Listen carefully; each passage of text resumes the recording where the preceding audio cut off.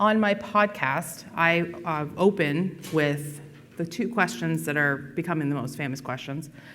What is your favorite food and what is your favorite food memory? I do that because I'm trying to draw the emotional connection to food with my guest. So as we talk about cybersecurity or technology or food protection or anything that they want to talk about, we're also relating it back to that food is culturally, spiritually, and significantly important to us to live. So that is part of the journey. One of the things that the guests keep bringing up, their favorite food in particular, is either pizza or tacos, which is becoming annoying because I can't keep talking about pizza and tacos every time I'm on a podcast with people. However, though, I do find it interesting that that seems to be the common thread. But then I do get some really interesting ideas of what that is as well for different cultures when people get on and start naming crazy food that I've never even heard of. So let's talk about a little bit about pizza and tacos and the journey from farm to table.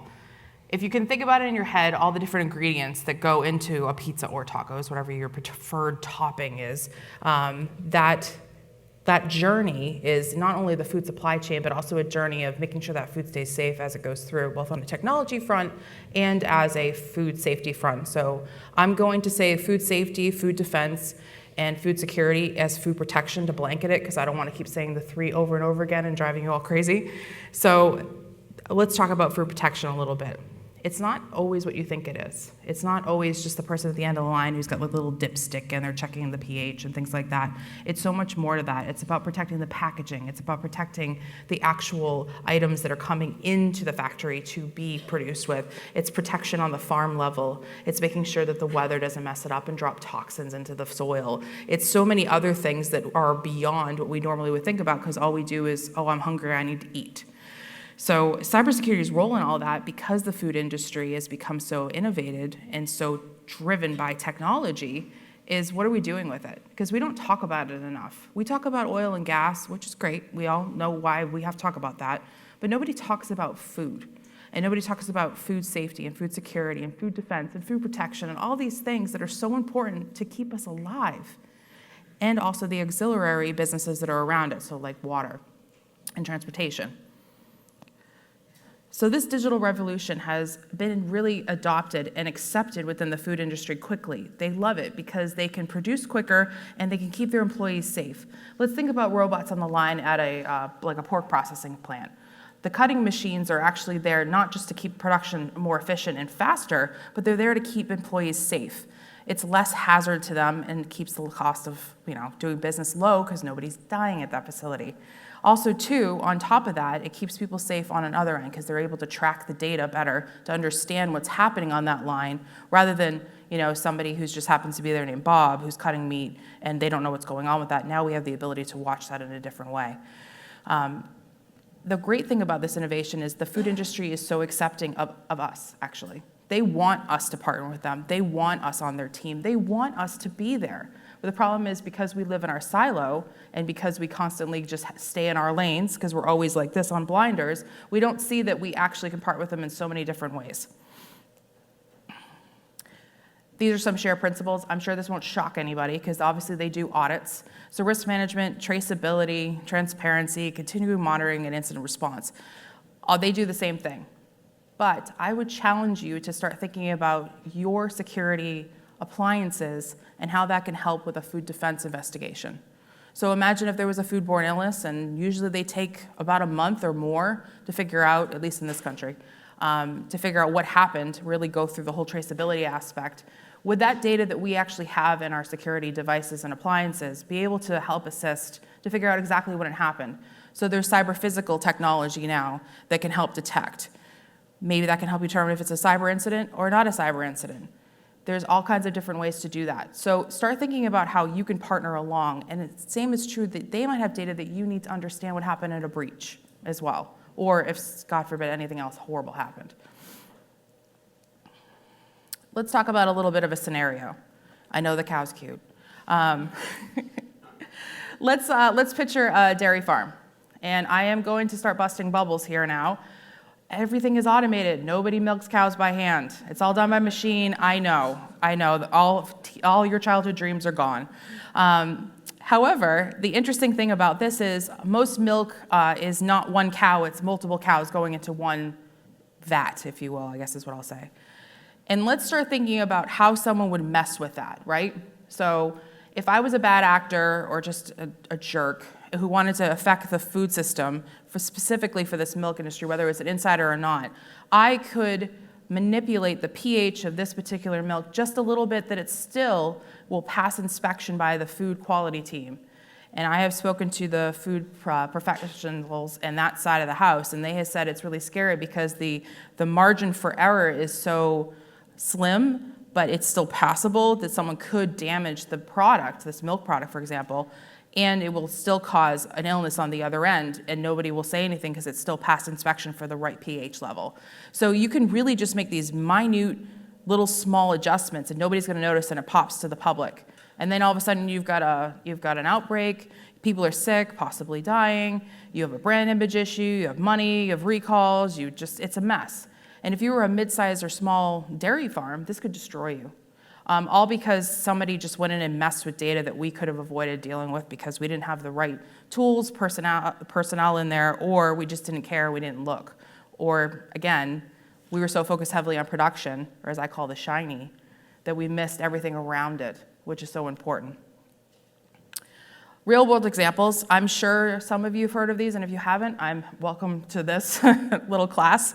JBS ransomware attack that happened in 2021, and Dole packaged lettuce, which happened in 2023. JBS, I'm sure we're all familiar with that particular ransomware. It hit, it was awful, it was just the worst thing ever. It actually caused the United States government to say that we need a full risk assessment done of our entire food supply. But they forgot that the 98% of that is owned privately, so it's not like they can really do it easily, and it's very frustrating. But what JBS actually taught us was how far-reaching the supply chain issues were within the food industry. So when these cattle were halted because of the ransomware attack, they were kept on trucks for too long.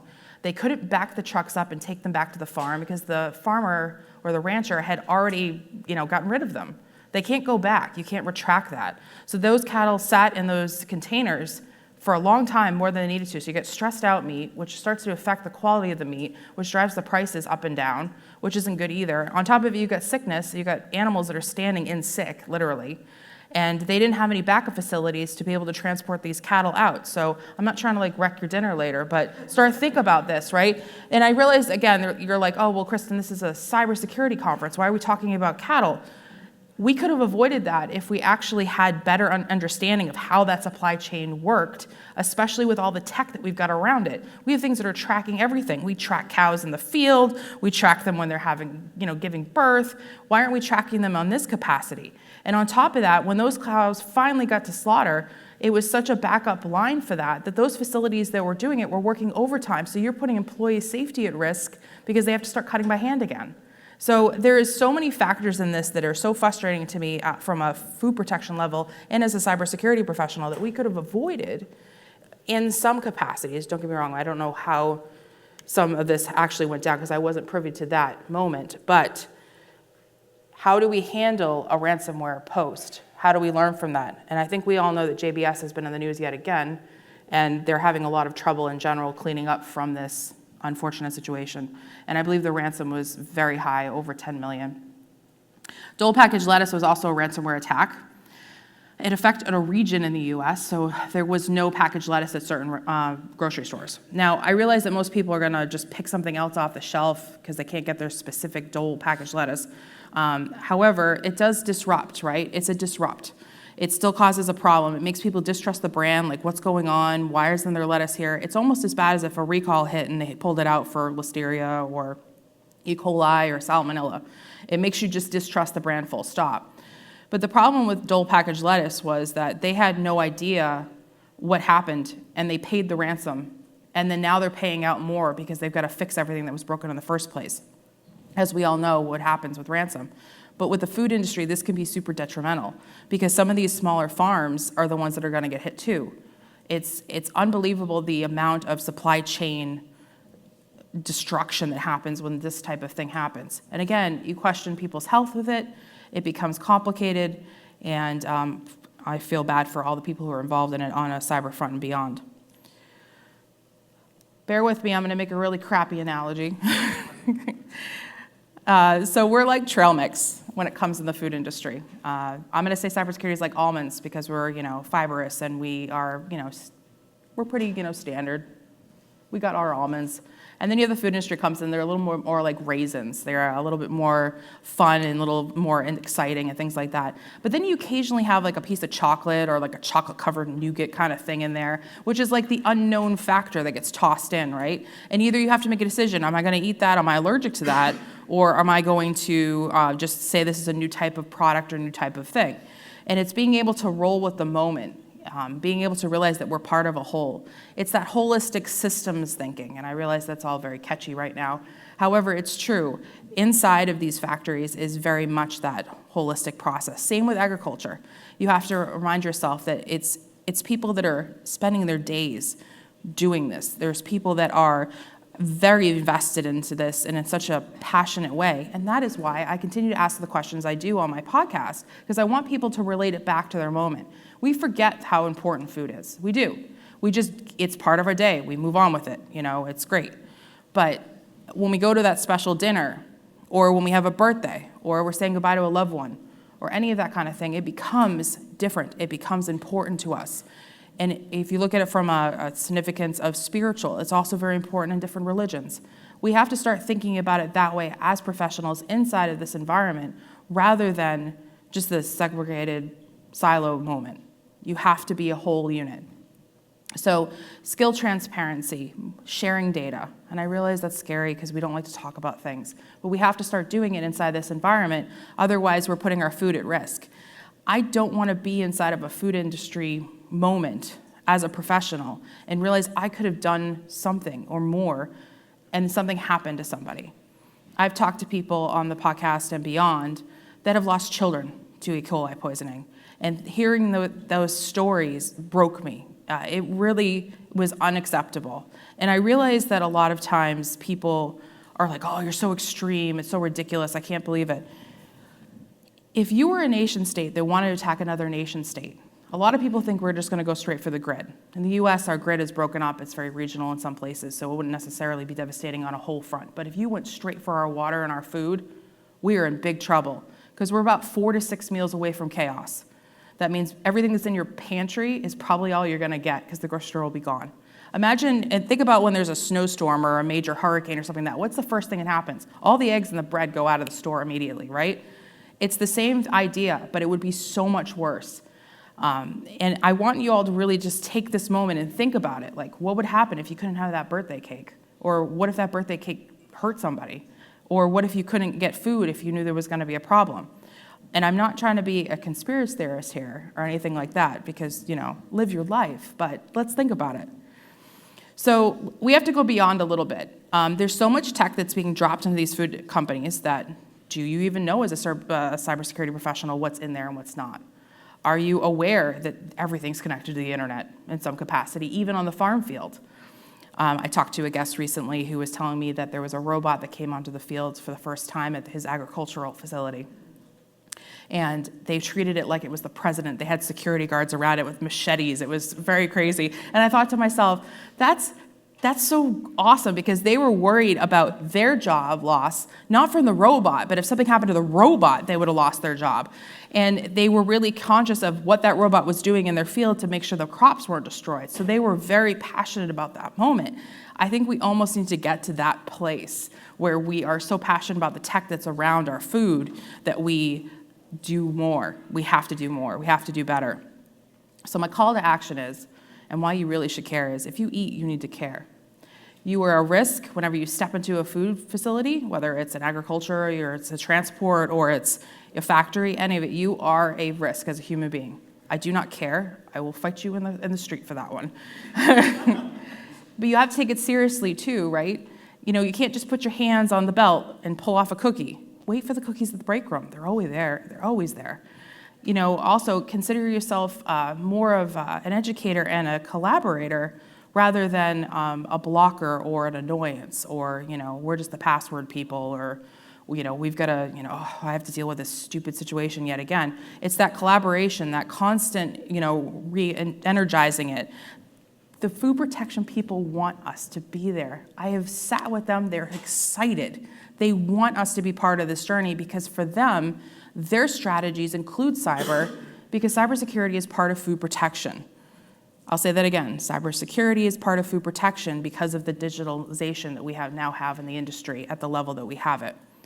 So I challenge you, if you are in the food industry or around it in our auxiliary industry, to start having those conversations with your food teams. Start having that passionate discussion because they will have it with you and they're excited. And also, some of their tech could be used for some of your investigations, some of your data. You also might be able to partner with them on a business level and start paying for your program yourself. And that's something that's really important, and I've seen it. And that's everybody wants help with their budgets, right? I mean, that's a given. So thanks, everybody. That's the talk, so I'll take questions. Just a quick question. In the news, you see a lot of incidents where foreign bits and things get into food. Mm-hmm. How does that get through? Like, we don't find out until it's already out on the shelf. People buy it, and it's the citizens who identify these things that have already occurred and the food went out. Like, where does the failure happen there? That's actually a great question, Donna. The foreign material, as they call it, it can happen at any moment. It can happen when the stuff's coming off the belt and something just happens to break. It could be that something slipped off of somebody. It could be that when the packaging of it, something got caught in the packaging. It's not 100% foolproof. However, things that are really foreign, like I think recently somebody found like a frog in something, which is just so nasty. If you see the picture, I'm sorry. It can happen. But a lot of it comes down to neglect and what's important, right? So there was a facility years ago that had released peanut dust into a lot of things, an allergen. But on top of that, it was a peanut company, but on top of that, the warehouse was so dirty.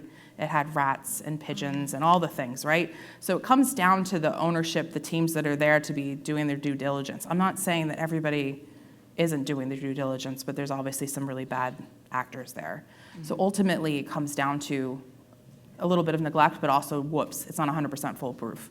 Mm-hmm. Yeah, I wasn't sure if there was technology that like monitors that. They are. There's always tech monitoring, but sometimes it doesn't catch it because, again, tech fails, right? We all know that. So that's unfortunate, but it is getting better. It's much better than it used to be.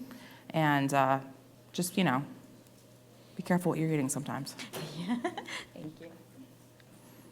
Hello, thanks for the awesome presentation. My question is, it's obviously a kind of mixed bag of things, the measures you do to improve the cyber resilience, but have you seen any particular success stories on organizations who have really taken measures on improving their cyber resilience? Not really, but I also don't think we're going to have that in the public eye necessarily because nobody really wants to talk about it on that level. I have heard of food defense teams that are working with their cyber teams when they create the business continuity plans and things like that, and they always ask the question in those situations, have you talked to your cyber team? And people are like, why? No.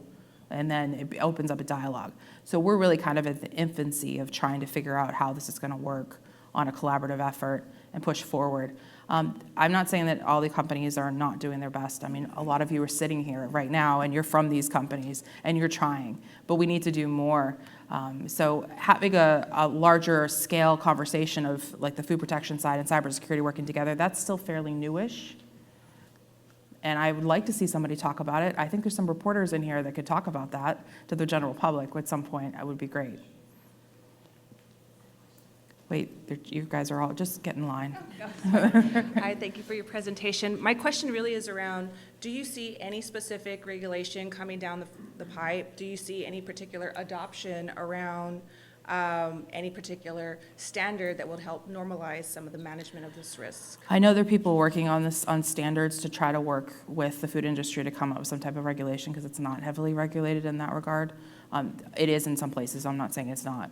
But in terms of a cyber aspect, it's not. We just use whatever is around. I think it would be great if we could, but I think we have to have a better understanding of the industry we're serving before we can actually really do that well.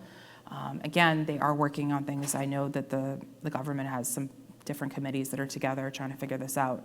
Also on the side of it, they're also trying to deal with disinformation and misinformation in the food industry, since that's a huge problem as well. A lot of people just don't understand what it is or what it isn't, and that's becoming a problem too. But I think what the important part is they recognize there's a threat, they need to do something, and people are trying to do it. Whether we see anything in the next 3 to 5 years, I don't know. Awesome, thank you. Kristin, to what extent do you think that the apex of the supply chain are positively, I use that word tongue-in-cheek, trying to drive change, to the suppliers? So, for example, we've seen across Europe, you gave some examples where, a big player in the market has been hamstrung because their supply chain has been crippled. And, if you're a factory that's making chocolate bars, like a fast-moving consumer goods, pushing thousands of units a day, if your supply chain is compromised, then you can't do business. To some extent, for them, then they want to see more resilience in their supply chain, which push the problem downhill to some extent. Have you seen any examples of where that's going to drive change faster than government regulation, which tends to be very, very slow? Examples of where there's an analogy between automotive and food sector where you've seen that working in practice? Yeah, I think we need to be more like the automotive industry, where they have a common rhetoric that they all talk to each other with, and I think that's part of the problem is each sect of the food industry kind of has their own way of describing certain things, which is indicative of any industry, really. I think that, yes, the pressure from supply chain and the auxiliary companies around it will put pressure onto that, and I do think that the individuals that are in the food companies, generally speaking, are so passionate that they want to do right, and that they will probably force the change on an internal side as well. So I think we'll see that probably before regulations, that people kind of almost police themselves, if you will, rather than waiting for someone on high to come down and say, this is the testament you will live by for the rest of your existence until the next version. That I think we'll see in time. But I think what I'm seeing now is people are waking up and starting to realize that they have to do this collaboration effort, and that they have to have this moment of just complete honesty with it and deal with the shame that they have of whether we're secure or not. That, I think, is pushing and putting pressure down on it. I also think that these smaller companies, these mid-sized small, are really putting pressure on the big players because there are very few, like egg-laying houses, for example. There's like 3 that control the monopoly. There's a lot of questions about that. And moving forward, people are actually kind of grassrooting this a little bit, which is amazing. Great. I think we're all set. Thank you.